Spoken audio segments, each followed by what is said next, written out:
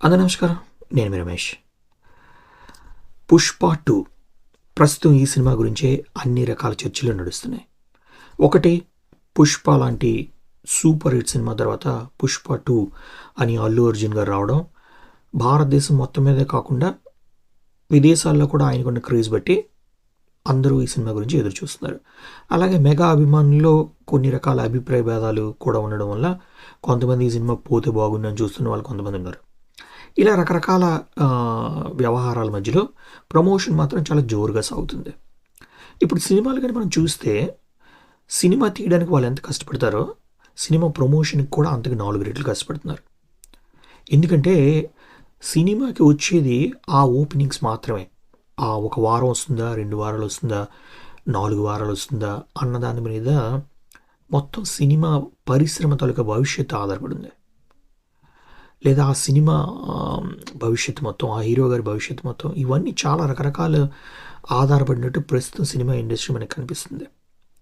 అందుకని మనం తెలుగు సినిమా అభిమానులుగా ప్రతి సినిమా హిట్ అవ్వాలని కోరుకోవడం మనం చేయాల్సిన మొట్టమొదటి పని. ఎందుకంటే తెలుగు సినిమా రేంజ్ని ఈ స్థాయికి తీసుకెళ్ళిన వీళ్ళందరినీ మనం ఖచ్చితంగా వాళ్ళు సక్సెస్ అవ్వాలి అని కోరుకుందాం. అంతే తప్పితే వేరే అభిప్రాయ భేదాల కారణంగా సినిమా పోవాలని మనం కోరుకోకూడదు. ఇది మొదటి విషయం.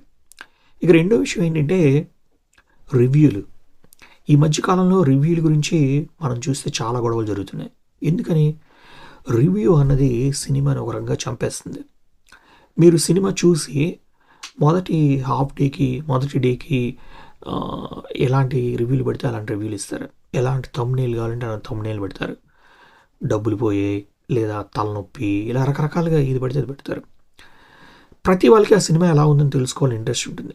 ఎప్పుడైతే ఇలాంటి రివ్యూలు చూసారో దాని మీద ఇంట్రెస్ట్ పోవచ్చు.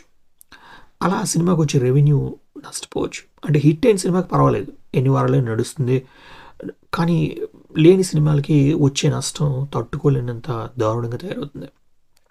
అందుకని నా కోరిక ఏంటంటే, ఒకవేళ రివ్యూ కంపల్సరీ అనుకుంటే ఆ సినిమాలో ఉన్న ప్లస్ పాయింట్స్ మాత్రమే రివ్యూ చేయండి. అప్పుడు కూడా జనాలు మీ రివ్యూ చూస్తారు. లేదు, ఒక వారం రోజుల పాటు 5 రోజుల పాటు రివ్యూని కంప్లీట్గా బ్యాన్ చేసి పడేయాలి. దానివల్ల కొంతమందికి నచ్చదు అనుకుంటే ప్లస్ పాయింట్స్ వరకు మాత్రమే చెప్పాలి. వేరే విషయాలు చెప్తే మీ మీద ఇప్పుడు సోషల్ మీడియాలో చెత్త పోస్టులు పెట్టిన వాళ్ళ మీద ఎలా కేసులు పెడుతున్నారో అలా మీ మీద కూడా కేసులు పెడతామని చెప్తే మూసుకొని ఊరుకుంటారు.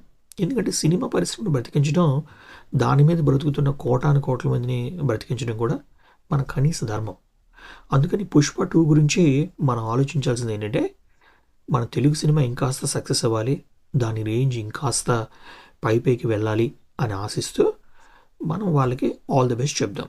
చూద్దాం రాబోయే రోజుల్లో ఈ సినిమా అల్లు అర్జున్ గారిని ఒక మెగాస్టార్ కన్నా పై రేంజ్లకి అదే భుజాన్ని కోరుకుంటున్నట్టున్నారు. తీసుకెళ్తుందా లేదా కొన్నాళ్ళు సైలెంట్గా ఉండేటట్టు చేస్తుందా? మీరు నా అభిప్రాయంతో ఏకీవించకపోయినా సబ్స్క్రైబ్ చేయండి, షేర్ చేయండి, కామెంట్ చేయండి. Thank you.